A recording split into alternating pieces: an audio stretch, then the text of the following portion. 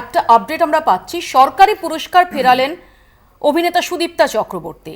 2013 সালে তিনি রাজ্য সরকারের কাছ থেকে যে সম্মান পেয়েছিলেন সেই সম্মান ফেরানোর সিদ্ধান্ত নিয়েছেন। এবং কাঞ্চন মল্লিক, আমি কিছুক্ষণ আগে কাঞ্চন মল্লিকের কথা বলছিলাম, তৃণমূল কংগ্রেস বিধায়ক কাঞ্চন মল্লিকের যে অত্যন্ত আপত্তিকর মন্তব্য, সেই মন্তব্যের পরিপ্রেক্ষিতে তারা এই সিদ্ধান্ত নিলেন, এই ইঙ্গিত পাওয়া যাচ্ছে। সুদীপ্তা এই মুহূর্তে রয়েছেন আমাদের সঙ্গে টেলিফোন লাইনে। সুদীপ্তা, মৌপিয়া কথা বলছি।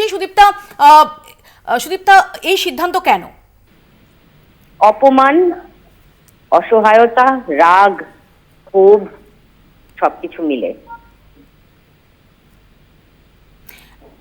একটু বিস্তারিত বলবে প্লিজ? প্রথমত পরশু রাতে আমাদের মাননীয় বিধায়ক কাঞ্চন মল্লিকের বক্তব্যটা শুনে প্রচন্ড অপমানিত লেগেছিল। কারণ মৌপিয়া, আমি অনেক কম বয়স থেকে অভিনয় করি, বেশ লম্বা স্প্যান আমার অভিনয় ক্যারিয়ারে, এবং যে কটা পুরস্কার পেয়েছি আমার ধারণা ছিল আমার যোগ্যতা বিচার করেই সেই পুরস্কার আমাকে দেওয়া হয়েছে। কখনো কাউকে তেল মারিনি, কাউকে মোসাহেবিক করিনি, টাকা দিয়ে পুরস্কার কেনা যায় শুনতে পাই, কোনোদিন তো সেসব রাস্তায় হাঁটিনি। তাই বরাবরই মনে হয়েছিল যে আমার সম্মান এক একটা পুরস্কার, এবং যখন আমাদের পশ্চিমবঙ্গ সরকারের হাত থেকে একটা পুরস্কার পাই, কোনো পার্টিকুলার ফিল্মের জন্য নয়, চলচ্চিত্রে আমার অবদানের জন্য, আমার মনে হয়েছিল যে আমি তো রিজিওনাল সিনেমায় কাজ করি, হয়তো কিছু কন্ট্রিবিউশন রাখতে পেরেছি বলে পশ্চিমবঙ্গ সরকার আমাকে রেকগনাইজ করলেন।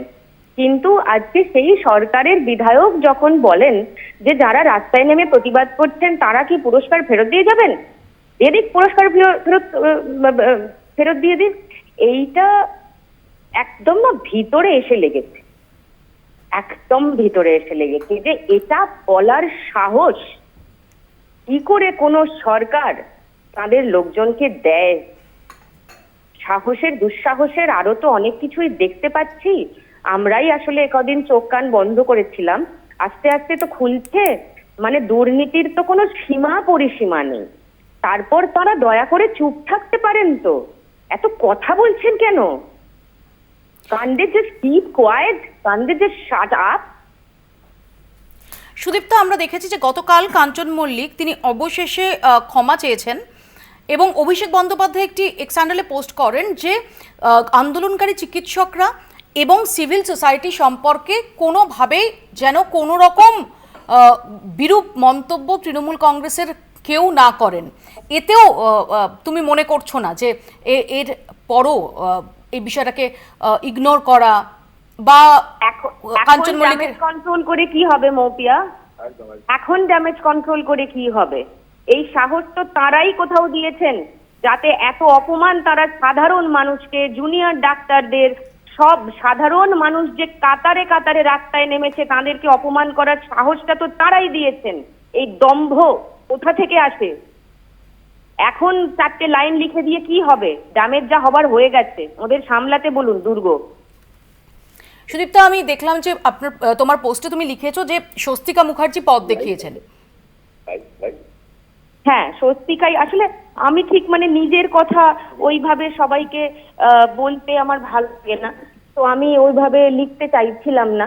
আমার বন্ধুদের একটা গ্রুপ আছে, সেখানে আমি জাস্ট জানিয়েছিলাম যে তখন আমি খুব কাঁদছিলাম, মানে আমার না ইমেলটা লেখার পর থেকে কষ্ট হচ্ছিল যে একটা সম্মান ফিরিয়ে দেব, মানে আমি ঠিক জানি না মানে ওই কান্নাটার পিছনে কারণ কি যেন একটা মিক্সড ফিলিং হচ্ছিল। তখন আমাকে ওরা সবাই মিলে বলে যে এক্ষুনি সবাইকে জানাও। আমি বললাম যে না, আমি এটা জানাতে চাইছি না। তো ওরা সবাই উঠে পড়ে যে তুমি না জানালে আমরা জানাবো। তো স্বস্তিকা তো স্বস্তিকা লিখে দেয় তো, এবং তারপরে সবাই আমাকে দেবলীনা, চৈতিদি, বেনি, তানিকা সবাই আমাকে বলতে থাকে যে তুমি অবশ্যই জানাও, না হলে আমরা সবাইকে জানাবো। আমি বললাম ঠিক আছে, তাহলে আমি জানাই। সুদীপ্তা, নিঃসন্দেহে এই সময় দাঁড়িয়ে অত্যন্ত সুচিন্তিত এবং সাহসী একটি পদক্ষেপ তুমি নিয়েছো সুদীপ্তা, এবং নিঃসন্দেহে এই কাঞ্চন মল্লিকদের মতো যারা তাদের মুখের সামনে আয়না ধরার কাজটা করেছো। ধন্যবাদ তোমাকে সুদীপ্তা। সুদীপ্তা চক্রবর্তী আমাদের বলো প্লিজ বলো। বললাম যে আমি সরকারের মুখের সামনে আয়না ধরেছি, শুধু কাঞ্চন মল্লিক নয়। এক্স্যাক্টলি, আমার এখানেই অরূপ প্রশ্নটা যে